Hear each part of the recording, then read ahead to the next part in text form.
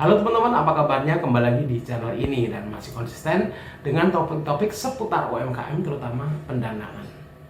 Nah, mungkin teman-teman hari-hari ini atau dulu pernah ditelepon oleh seseorang yang mengaku dari pinjol, kemudian melakukan penekanan atau pertanyaan kepada kita atas hutang seseorang.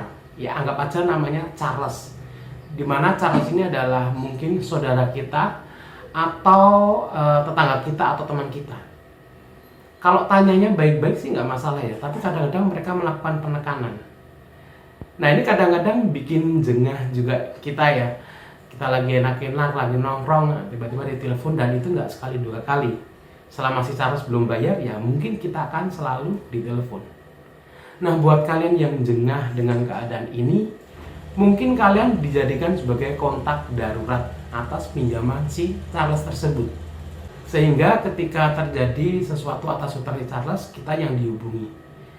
Nah, bagaimana sih aturan OJK tentang kontak darurat tersebut? Dan bagaimana cara kita mengatasi kalau kita sudah kadung atau sudah terlanjur dijadikan kontak darurat atas pinjaman si Charles?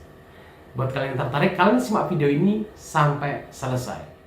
Nah, buat teman-teman yang sudah kadung atau sudah terlanjur dari kontak darurat, nah, kalian mungkin perlu baca atau perlu pahami surat edaran dari OJK yang membahas tentang segala macam tata aturan dari sebuah pinjol.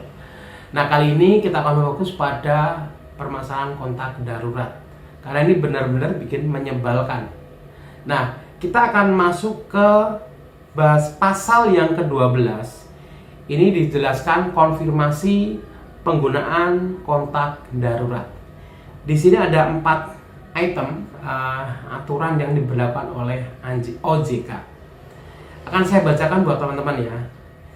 Yang angka pertama, penggunaan kontak darurat hanya ditujukan untuk melakukan konfirmasi atas keberadaan dari penerima dana dan bukan untuk melakukan penagihan pendanaan kepada pemilik data kontak darurat. Nah, di sini jelas dan tegas bahwa penggunaan kontak darurat hanya untuk melakukan konfirmasi atas keberadaan, ya. Jadi kalau misalnya si Charles tadi tidak bisa dihubungin, ya wajar sih. Kadang-kadang kita kalau punya utang malas ditagih, nomornya dimatikan supaya nggak ditelepon. Cuman yang jadi sasaran adalah kontak darurat.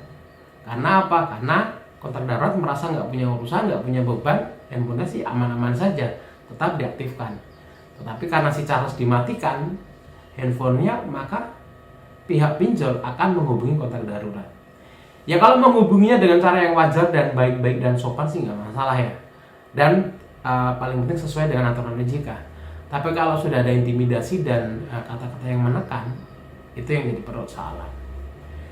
Nah, tetapi pada prinsipnya adalah bahwa penggunaan kontak darurat hanya untuk konfirmasi keberadaan pelaku. Jadi kalaupun kita sudah terlanjur jadi kontak darurat, paling gampang adalah satu, berikan informasi yang benar saja. Misalnya si Charles ini lagi keluar kota atau lagi sakit misalnya, ya sudah katakan saja. Atau memang lagi di rumah, silakan disamperin karena itu bukan urusan saya.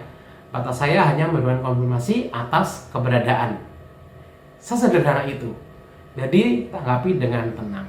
Yuk kita masuk ke poin yang kedua. Penyelenggara harus melakukan konfirmasi dan memperoleh persetujuan dari pemilik data kontak darurat untuk penggunaan kontak darurat. Ya, ini masih nyambung dengan poin yang angka yang ketiga. Konfirmasi sebagaimana dimaksud pada angka 2 dilakukan dengan menjelaskan hal A. Mengkonfirmasi data kontak darurat yang diajukan oleh penerima dana. Yang B. Mengkonfirmasi hubungan antara pemilik data kontak darurat dengan penerima dana yang mengajukan kontak darurat. Kemudian yang C. Menjelaskan terkait apa yang dimaksud dengan kontak darurat kepada pemilik data kontak darurat. Dan D. Menjelaskan resiko yang akan melekat ketika menyetujui untuk menjadi kontak darurat. Nah ini yang angka 2 dan 3 ini nyambung ya teman-teman. Jadi gini, untuk setiap pinjaman yang entah itu di bank, CC atau pinjol itu hampir sama, harus menyertakan kontak darurat.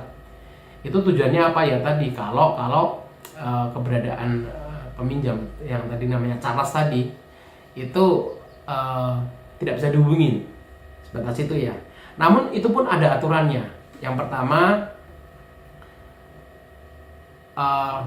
etikanya adalah si Charles, si penghutang tadi yang punya hutang itu wajib minta izin ke kita, meskipun itu saudara kita. Kalau kita mau pinjam gitu, kemudian kita mau menggunakan kakak kita untuk kontak darurat, ya wajib untuk kita sampaikan dulu, minta izin.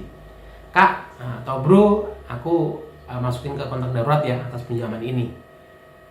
Kalau disetujui baru bisa ditulis tuh di formulir akad pengajuan itu. Nah, setelah etikanya itu jalan, artinya kita peminjam sudah meminta izin, maka ada kewajiban dari si pinjol atau penyelenggara, yaitu mengkonfirmasi data kontak darurat. Ya, mengkonfirmasi itu ya by phone, ditanyai apakah benar diajukan sebagai kontak darurat, selebihnya seperti itu. Kemudian mengkonfirmasi hubungan antara pemilik data kontak darurat ya. Biasanya memang ditulis ini siapa, apakah teman, saudara, kakak, atau yang lainnya. Itu harus ditanyakan ulang oleh penyelenggara via telepon. Kalau tidak, berarti itu belum sah. Yang C, menjelaskan terkait apa yang dimaksud dengan kontak darurat kepada pemilik data ya. Jadi pihak penyelenggara harus menjelaskan kepada kita selaku kontak darurat bahwa si Charles ini mencantumkan kita sebagai kontak darurat untuk kepentingan pinjaman ini, dan batasan kita sebagai kontak darurat adalah seperti ini. Itu wajib disampaikan. Kemudian menjelaskan resiko. Nah, ini penting, bahwa artinya apa? Kita sudah dijelaskan oleh pihak penyelenggara bahwa kalau jadikan kontak darurat, kalau si peminjam itu tidak bisa dihubungi, kita jangan dihubungi untuk menanyakan keberadaan atau mengkonfirmasi keberadaan. Itu harus clear ya. Jadi rangkaian itu harus clear. Tidak boleh tidak boleh ada yang terlewatkan. Keempat, penyelenggara mendokumentasikan konfirmasi dan persetujuan yang diberikan oleh pemilik data kontak darurat. Nah, jadi kalau kita sudah dihubungin, kita wajib penyelenggara wajib untuk mendokumentasikan, entah itu dalam bentuk rekaman. Artinya apa? Karena biasanya tidak ada tanda tangan, atau kalau ada tanda tangan, ada backup bukti bahwa kita sudah pernah bersedia untuk menjadi kontak darurat. Ya, nah ini permasalahannya adalah bahwa kadang-kadang kita nggak merasa tuh dijadikan kontak darurat. Si peminjam atau Charles tadi itu minta izin kepada kita, tidak, kemudian dari pihak penyelenggara juga tidak mengkonfirmasi beberapa item tersebut, sehingga kita tidak tahu resikonya. Itu seperti yang dijelaskan di bagian D tadi, menjelaskan resiko, sehingga kita menjadi tidak nyaman atau kurang nyaman karena kita tidak merasa bertanggung jawab. Nah, kalau kalian ditelepon dengan ada penekanan, kalian langsung tanyakan saja pada orang yang nelpon, apakah saya sebagai kontak darurat? Nah, setelah ditanyakan apa? Iya, Anda sebagai kontak darurat. Oke, lanjut pada pertanyaan kedua. Apakah ada konfirmasi ulang ke saya dari pihak penyelenggara? Ada tanda tangannya, misalnya gitu ya. Oke, tanda tangan bisa dipalsu. Kalian minta bukti rekaman atau dokumentasi dari penyelenggara atas kesediaan kita, jika kita merasa bahwa kita benar-benar tidak dikonfirmasi. Nah, jika dia atau pinjol atau penyelenggara tidak mampu membuktikan atau memberikan dokumentasi konfirmasi, maka itu bisa jadi pelanggaran ya, karena kita sebenarnya tidak ikut urusan dalam hal ini. Sampaikan aja bahwa nanti kalau masih nelpon akan saya laporkan ke OJK. Nah, mungkin itu ya teman-teman ya, buat kalian yang sedang resah, mungkin ini bisa berguna buat kalian. Yang penting kita pegang aturan. Saya pribadi tidak benci pinjol, tidak, karena kalau pinjol yang resmi itu ada aturannya. Yang saya benci adalah sikap-sikap pinjol yang kadang melewati batas yang sudah ditentukan. Bunganya tinggi, penagihnya kasar, dan sebagainya. Wajib kita berantas. Oke, terima kasih sudah menikmati video ini. Semoga bermanfaat dan ketemu lagi di video selanjutnya.